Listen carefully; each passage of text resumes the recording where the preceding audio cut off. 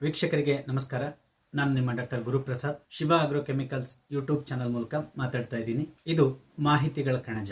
ಪ್ರತಿಯೊಬ್ಬ ರೈತನು ತನ್ನ ಬೆಳೆಯನ್ನ ಕೀಟಗಳಿಂದ ಕಾಪಾಡಿಕೊಳ್ಳಲಿಕ್ಕೆ ಹರಸಾಹಸ ಪಡ್ತಾ ಇರ್ತಾನೆ.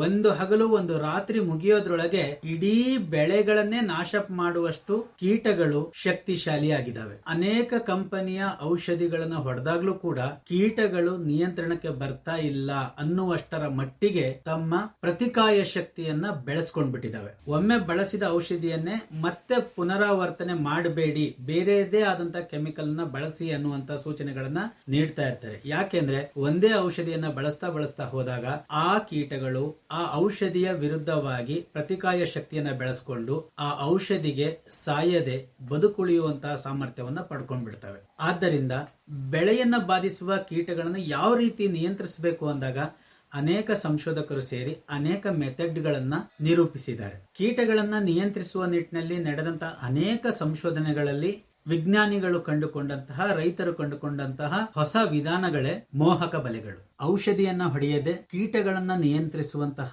ಒಂದು ಅತ್ಯದ್ಭುತವಾದಂತಹ ವ್ಯವಸ್ಥೆ ಫೆರಮೋನ್ ಟ್ರ್ಯಾಪ್ಗಳು, ಮೋಹಕ ಬಲೆ ಅಂತ ಕರಿತೀವಿ. ಈ ಕೀಟಗಳನ್ನ ಆಕರ್ಷಿಸುವಂತಹ ಬಲೆಗಳಲ್ಲಿ 3 ವಿಧಗಳನ್ನು ನಾವು ಮುಖ್ಯವಾಗಿ ಗುರುತಿಸಬಹುದು. ಲೈಟ್ ಟ್ರ್ಯಾಪ್, ಬೆಳಕಿನ ಬಲೆ ಅಂತ ಕರಿತೀವಿ. ರೈತರು ಗದ್ದೆಗಳಲ್ಲಿ ಸಂಜೆ ಹೊತ್ತಲ್ಲಿ ಬೆಂಕಿಯನ್ನ ಹಾಕುವಂತದ್ದು ಅಥವಾ ಪಂಜಿ ಹಿಡಿದು ಓಡಾಡುವಂತದ್ದು ಮಾಡುವಂತದ್ದನ್ನ ಗಮನಿಸಿರ್ತೀರ. ಕೆಲವು ಕೀಟಗಳಿಗೆ ಕೆಲವು ಬಣ್ಣಗಳ ಮೇಲೆ ಆಕರ್ಷಣೆ ಇರುತ್ತೆ. ಅಂತಹ ಬೆಳಕನ್ನ ಹೊರಸೂಸುವಂತಹ ಲೈಟ್ ಗಳನ್ನ ಬಳಸಿ, ದೀಪಗಳನ್ನ ಬಳಸಿ ಕೀಟಗಳನ್ನ ಆಕರ್ಷಿಸಿ ಕೊಲ್ಲುವಂತದ್ದು ಲೈಟ್ ಟ್ರ್ಯಾಪ್ ನ ವಿಶೇಷತೆ. ಎರಡನೆಯದು ಅಂಟು ಬಲೆ, ಸ್ಟಿಕ್ಕಿ ಟ್ರ್ಯಾಪ್ ಅಂತ ಕೂಡ ಕರಿತೀವಿ. ಯಾವ ಕೀಟ ಯಾವ ಬಣ್ಣಕ್ಕೆ ಆಕರ್ಷಣೆಗೆ ಒಳಗಾಗುತ್ತೆ ಅನ್ನೋದರ ಆಧಾರದ ಮೇಲೆ ಆ ಬಣ್ಣದ ಸ್ಟಿಕ್ಕಿ ಟ್ರ್ಯಾಪ್ ಗಳನ್ನ ಉತ್ಪಾದನೆ ಮಾಡಿ ಅವುಗಳಿಗೆ ಅಂಟನ್ನ ಸವರಿ ಕೀಟಗಳಿಗೆ ಸಿಗುವ ರೀತಿಯಲ್ಲಿ ಅವುಗಳನ್ನ ಜೋಡಿಸಲಾಗುತ್ತೆ. ಇದೇ ಅಂಟು ಬಲೆ ಅಥವಾ ಸ್ಟಿಕ್ಕಿ ಟ್ರ್ಯಾಪ್ ಅಂತ ಕೂಡ ಕರಿತೀವಿ. ಮೂರನೇದು ಮೋಹಕ ಬಲೆ ಅಥವಾ ಫೆರಮೋನ್ ಟ್ರ್ಯಾಪ್ ಅಂತ ಕೂಡ ಕರಿತೀವಿ. ಈ ಫೆರಮೋನ್ ಟ್ರ್ಯಾಪ್ಗಳು ಯಾವ ರೀತಿ ಕೆಲಸ ಮಾಡ್ತವೆ ಅಂದ್ರೆ, ನಿಸರ್ಗ ಸಹಜವಾಗಿ ಹೆಣ್ಣು ಗಂಡುಗಳನ್ನ ಆಕರ್ಷಿಸ್ಲಿಕ್ಕೆ, ತಮ್ಮ ಗೂಡಿನ ಇರುವಿಕೆಯನ್ನ ತಿಳಿಸ್ಲಿಕ್ಕೆ ಅಥವಾ ಹಿಂದಿರುವಂತಹ ತನ್ನ ಗೆಳೆಯರಿಗೆ ನಾವು ಈ ದಾರಿಯಲ್ಲಿ ಹೋಗ್ತಾ ಇದ್ದೀವಿ ಅಂತ ಸೂಚನೆಯನ್ನ ಕೊಡ್ಲಿಕ್ಕೆ ಕೀಟಗಳು ಸುವಾಸನೆಯನ್ನ ರಿಲೀಸ್ ಮಾಡ್ತವೆ. ಇದನ್ನ ನಾವು ಫೆರ್ಮೋನ್ ಅಂತ ಹೇಳಿ ಕರಿತೀವಿ. ಇಂತಹ ಫೆರ್ಮೋನ್ ಅನ್ನ ಗಂಡು ಕೀಟಗಳಿಂದ ಅಥವಾ ಹೆಣ್ಣು ಕೀಟಗಳಿಂದ ಸಂಗ್ರಹಿಸಿ ಆ ಸುವಾಸನೆಯನ್ನ ಲ್ಯಾಬ್ ನಲ್ಲಿ ಉತ್ಪಾದನೆಯನ್ನ ಮಾಡ್ತಾರೆ. ಈ ಉತ್ಪಾದನೆ ಮಾಡಿರ್ತಕ್ಕಂತಹ ಫೆರ್ಮೋನ್ ಅನ್ನ ಕೆಲವು ವಸ್ತುಗಳಿಗೆ ಲೇಪಿಸಿ ಅಳವಡಿಸ್ತಾರೆ. ಒಂದು ಕೀಟ ಸತ್ತೋಯ್ತು ಅಂದ್ರೂ ಕೂಡ ನಿಮ್ಮ ಸುತ್ತಮುತ್ತಲ ಭಾಗದಲ್ಲಿ 100ರಿಂದ 150 ಕೀಟಗಳನ್ನ ಕಡಿಮೆ ಮಾಡಿದಷ್ಟು ಪರಿಣಾಮವನ್ನ ನೀವು ಕಾಣಬಹುದು. ವಿಶೇಷವಾಗಿ 2 ಕೀಟಗಳಿಗೆ ಸಂಬಂಧಪಟ್ಟಂತಹ ಫೆರ್ಮೋನ್ ಟ್ರ್ಯಾಪ್ಗಳ ಬಗ್ಗೆ ನಾನು ಹೇಳಬೇಕಾಗಿದೆ. ಅಡಿಕೆ ಮತ್ತು ತೆಂಗು ಬೆಳೆಯನ್ನ ಅತಿ ಹೆಚ್ಚು ಬಾಧಿಸ್ತಾ ಇರತಕ್ಕಂತಹ ರೆಡ್ ಪಾಮ್ ವಿವಿಲ್ ಮತ್ತು ರೈನೋಸರಸ್ ಬೀಟಲ್ ಅನ್ನುವಂತಹ 2 ಕೀಟಗಳನ್ನ ರೈತರು ನಿಯಂತ್ರಿಸಲೇಬೇಕಾಗಿದೆ. ನೀವೆಲ್ಲರೂ ತೆಂಗಿನ ಗರಿಯನ್ನ ಕತ್ತರಿಸೋದ್ ನೋಡಿರ್ತೀರಾ. ಚಿತ್ರವಾಗಿ ಗರಿಯನ್ನ ಕತ್ತರಿಸಿರುತ್ತೆ. ಕೊಂಬಿನ ಹುಳ ಅಥವಾ ರೈನೋಸರಸ್ ಬೀಟಲ್ ಅಂತ ಕರೆಯುವಂತಹ ಹುಳ ತಿಪ್ಪಿಯಲ್ಲಿ ಮೊಟ್ಟೆ ಇಡುತ್ತೆ ಅಥವಾ ಸಗಣಿಯ ಗೊಬ್ಬರಗಳು ಎಲ್ಲರೂ ಹಾಕಿದ್ರಿಂದ ಅದರಲ್ಲಿ ಮೊಟ್ಟೆ ಇಡುತ್ತೆ. ಸ್ವಲ್ಪ ದೊಡ್ಡ ಪ್ರಮಾಣದ ಗೊಣ್ಣೆ ಹುಳದ ರೀತಿಯದ್ದೇ ಆದಂತಹ ಹುಳುಗಳು ಇದರಲ್ಲಿ ಇರ್ತವೆ. ಇವುಗಳು ಪ್ರೌಢಾವಸ್ಥೆಗೆ ಬಂದ ಮೇಲೆ ಮತ್ತೆ ಹೋಗಿ ಗರಿಯನ್ನ ಕೊರೆಯುವಂತವು, ಮಿದುಭಾಗವನ್ನ ಕೊರೆಯುವಂತದ್ದು ಮಾಡಿ ತೆಂಗಿನ ಬೆಳೆಗೆ ಅತ್ಯಂತ ಹೆಚ್ಚು ಬಾಧೆಯನ್ನು ಉಂಟು ಮಾಡುವಂತಹ ಕೀಟಗಳಲ್ಲಿ ರೈನೋಸರಸ್ ಬೀಟಲ್ ತುಂಬಾ ಪ್ರಮುಖವಾದಂತಹ ಕೀಟ. ಇದು ತೆಂಗಿನ ಬೆಳೆಗಾರರಿಗೆ ಅಪಾರ ನಷ್ಟವನ್ನು ಉಂಟು ಮಾಡುವಂತಹ ಕೀಟ ಆಗಿದೆ.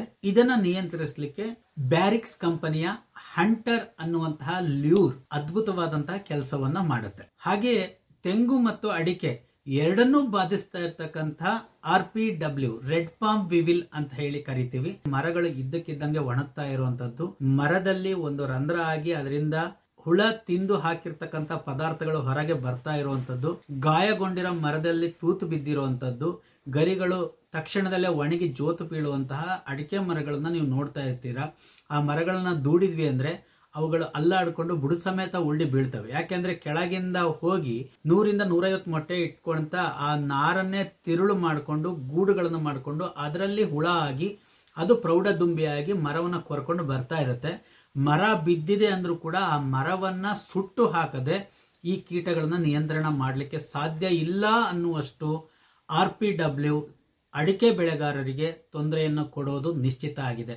ಅದರಿಂದ ಈಗಲೇ ಮುಂಚಿತವಾಗಿಯೇ ನೀವು ಈ ಫೆರಮೋನ್ ಟ್ರ್ಯಾಪ್ಗಳನ್ನು ಅಳವಡಿಸಿಕೊಂಡು ಆ ಹುಳುಗಳ ನಿಯಂತ್ರಣವನ್ನ ಸಮಗ್ರವಾಗಿ ಎಲ್ಲರೂ ಮಾಡೋದ್ರಿಂದ ನಮ್ಮ ಅಡಿಕೆ ಬೆಳೆಯನ್ನ ರಕ್ಷಣೆ ಮಾಡ್ಕೊಳ್ಲಿಕ್ಕೆ ಸಹಕಾರಿಯಾಗುತ್ತೆ. ನಮ್ಮಲ್ಲಿ ಬ್ಯಾರಿಕ್ಸ್ ಕಂಪನಿಯ ಪ್ರಾಡಕ್ಟ್ ಗಳನ್ನ ಮಾತ್ರ ನಾವು ಸೇಲ್ ಮಾಡ್ತಾ ಇದೀವಿ. ಈ ಬ್ಯಾರಿಕ್ಸ್ ಕಂಪನಿಯ ಫೆರಮೋನ್ ಟ್ರ್ಯಾಪ್ ಗಳ ವಿಶೇಷ ಏನು ಅಂದ್ರೆ, ಟ್ರ್ಯಾಪ್ ಗಳ ಕಲರ್ ಡಿಸೈನ್ ಕೂಡ ಪೇಟೆಂಟೆಡ್ ಆಗಿದೆ. ಈ ಕಂಪನಿಯ ಲ್ಯೂರ್ ಗಳಲ್ಲಿ ವಿಶೇಷವಾಗಿ ಫೆರಮೋನ್ ಮತ್ತು ಕೈರೋಮೋನ್ ಅನ್ನುವಂತಹ ವಸ್ತುಗಳನ್ನ ಬಳಸಿರೋದ್ರಿಂದ ಗಂಡು ಮತ್ತು ಹೆಣ್ಣು ಕೀಟಗಳೆರಡನ್ನೂ ಕೂಡ ಆಕರ್ಷಿಸುವಲ್ಲಿ ಈ ಫೆರಮೋನ್ ಟ್ರ್ಯಾಪ್ ಗಳು ಯಶಸ್ವಿ ಆಗ್ತವೆ. 1 ಎಕರೆ ಜಾಗಕ್ಕೆ ಒಂದು ಫೆರಮೋನ್ ಟ್ರ್ಯಾಪ್ ಸಾಕು.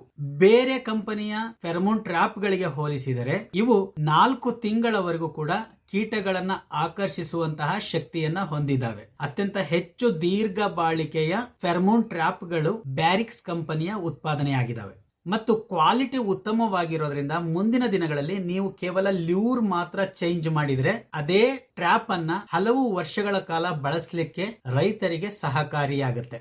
ಬ್ಯಾರಿಕ್ಸ್ ಕಂಪನಿಯ ಎಲ್ಲ ರೀತಿಯ ಫೆರಮೋನ್ ಟ್ರ್ಯಾಪ್ ಗಳಿಗಾಗಿ vegetable fly trap, fruit fly trap, sticky trap, red palm weevil trap, rhinoceros beetle trap ಗಳಿಗಾಗಿ ಶಿವ ಆಗ್ರೋ ಕೆಮಿಕಲ್ಸ್ ಸಂಸ್ಥೆಯನ್ನ ಭೇಟಿ ಮಾಡಿ. ಮತ್ತೊಂದು ಹೊಸ ವಿಡಿಯೋದ ಜೊತೆ ಭೇಟಿಯಾಗೋಣ. ನಮಸ್ಕಾರ.